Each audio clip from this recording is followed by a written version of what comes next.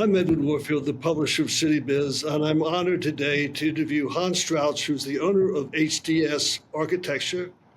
Tony Bartolini is a senior project executive at the Bentley Companies, and Ben Hyman, director of pre-construction at the Bentley Companies. Welcome, gentlemen. Good afternoon.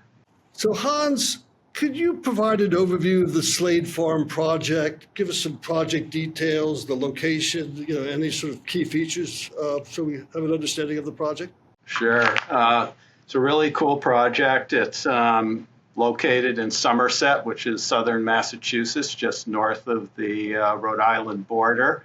The project includes 120 residential units. It's a 40B project, which means 25% of the project, 25% of the units are affordable, and it's already a part of a mixed-use project involving a hotel, which is built, which Bentley built, a 111 room building, a hotel, beautiful hotel, and next to it is 7,500 square feet of retail. And we will be the residential component of this mixed-use project, all built within the last 5 years or so, and located very close to the water. So some of the units on the higher level that Tony took a photo of the other day actually have some water views along the Taunton River. And it's a really cool project involving 2 buildings, and also has some amenity spaces involved with it that customarily come with these kinds of projects.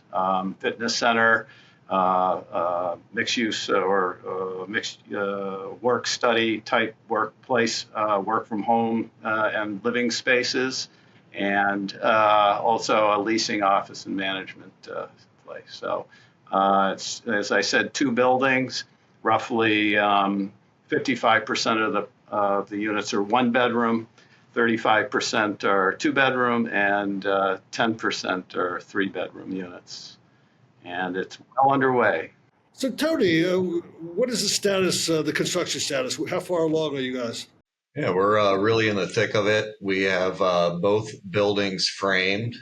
We're starting to work on the building envelope of the first building and do all the mechanical trades inside, and should actually be done with binder, which is the first coating of asphalt today. It's a big milestone, and starting sheetrock in a couple weeks. Great. And so Hans, in your opinion, what makes this project unique? Well, I knew you'd ask that question. Well, it's unique in the sense that it's not a standalone project. It's part of a mixed-use development, which I think really makes it a great place to live. And it is, as far as the overall project's concerned, what we enjoy is the team effort that's making it happen.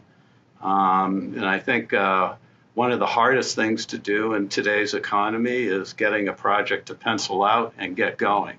And really important in that respect is a design that understands the economic realities, and the partnership with a builder, Bentley, for this project, who really understand what the costs are, the possibilities are. So when we finish design, which and approval process, which a 40B project does take time to get approved, we wanted to make sure that we could actually build it, and that whole process was seamless. So what makes a project special? For me, yes, a beautiful design, but a great team to be working with, and an enjoyment of working with the people we're working with. So that's a good segue into, from the construction perspective, Ben, how do you cost effectively develop a project like this? Well, really, it's working with the designers up front, understanding their vision, understanding the budget. Those are the 2 key components. And then it's relying on our industry partners, both from the design side as well as the subcontractor side, to really understand where the market is right now, so that we can provide real-time, accurate pricing and feedback to the designers, so that the budget and the design are in alignment. Without that, to Hans's point earlier, you need that continuity and the collaboration. And when it becomes somewhat contentious, when there's a lot of back and forth, that the designers design something beautifully, but it doesn't always match the budget. But when we have that process and we work together as a team, it helps everything. It makes everything come together nicely. So Hans, can you walk us through the design planning for this site? Right. So actually, there's a drawing of it right behind me on the wall.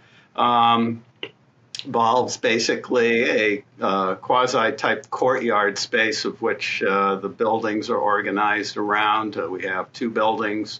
One, and remind me, Tony, if I got the numbers wrong, one has 55 units and the other has 65 units. Is that right? Yeah.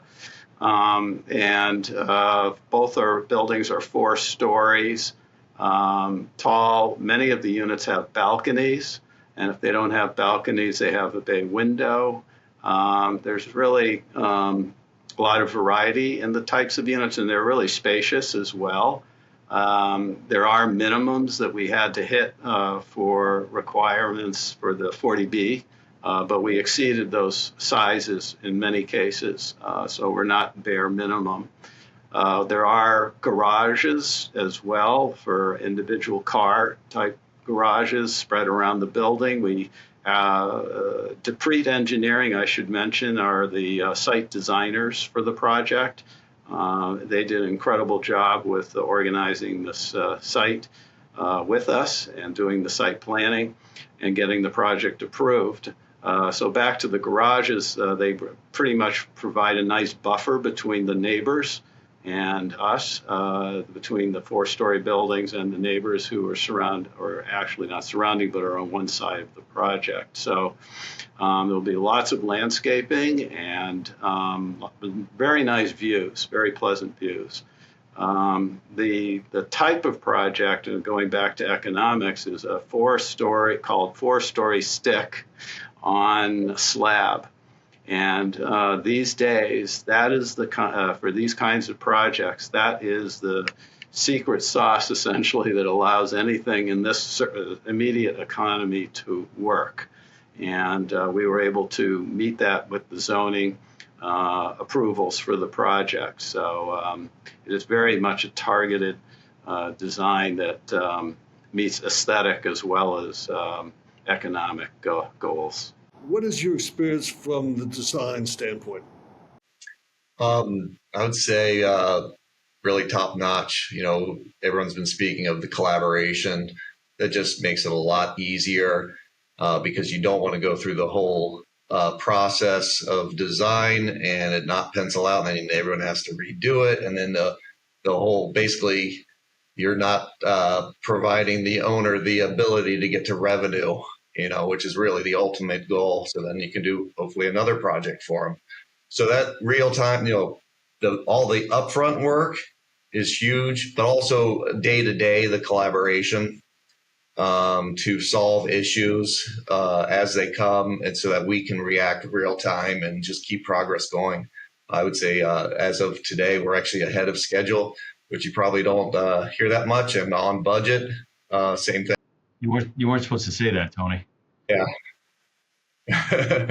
But yeah, so it's going really well. I would actually say this is one of the top projects of my career. Just to this day, I'm knocking on wood that everything's been going pretty well.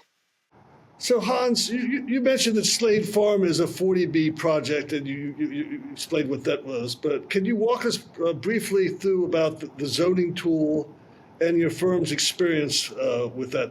Sure. Well, it basically, you can do these projects overriding local zoning, but within reason. So it's not a total blank card. You can't come in and do a 10-story building You have to meet certain standards, go through a process. This project, you hear terminology out there called friendly 40B and unfriendly 40B. I would call this a friendly 40B. That doesn't mean, what that means is the town was receptive to the idea, but they, as well as, well, maybe not so neighbors. Neighbors never like change, but we were very careful to work with the neighbors to come up with a design approach that they would ultimately be acceptable to.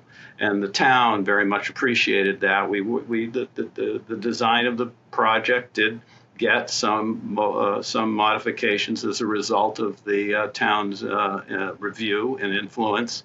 For example, we had balconies on the back of one building pointing toward neighbors.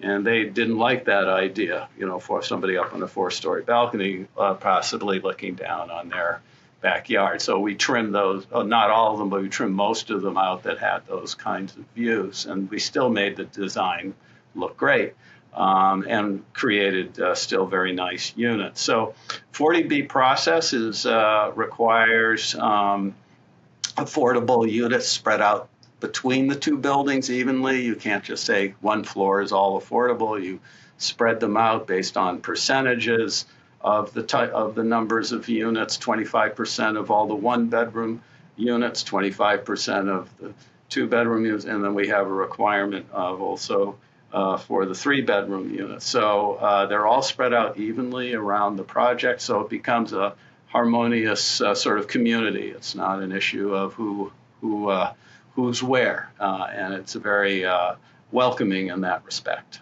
So it's an excellent tool, and perhaps a necessary tool these days to get these kinds of projects for towns to meet their 10% requirement of affordable units in their communities.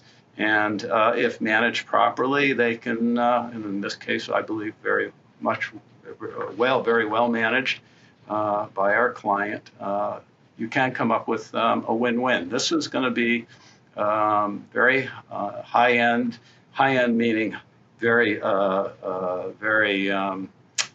let's say high-end and high-end affordable housing. It has a very nice feel to it, fresh feel to it, and I think the community will be very pleased with it when it's finished. Even market rate and even some details dictated by the owners, I would say kind of higher end market rate.